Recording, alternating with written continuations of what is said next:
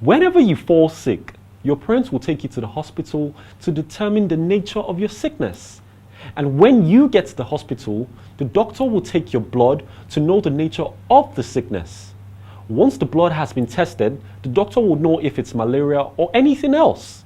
That's the same way enzymes can be tested in carbohydrate, protein, and fats and oil. Color changes in traffic lights indicate what the driver should do. Red means stop, yellow means get ready, and green means go. It's the same way color indicates the presence of enzymes. The color that shows during the test will be used to determine the enzyme present. To test for protein in food, take a small quantity of fresh milk, add few drops of water and 1 centimeter of diluted sodium hydroxide. Carefully add 1% of copper 2 sulfate solutions in drops. Shake the mixture after each drop. A violet or purple color indicates the presence of protein.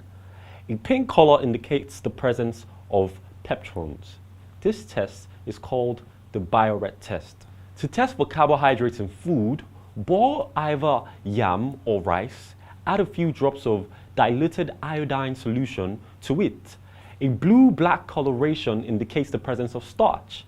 This test is to know the presence of starch. To test for fats and oils, drop oil on a spot on a piece of paper or rub the surface of a fatty food against the surface of a piece of white paper.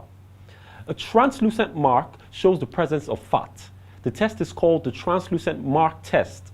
In today's lesson, we have learned how to test for different enzymes and also colors that represent the presence of each enzyme. Hope you enjoyed today's class. See you in the next lesson.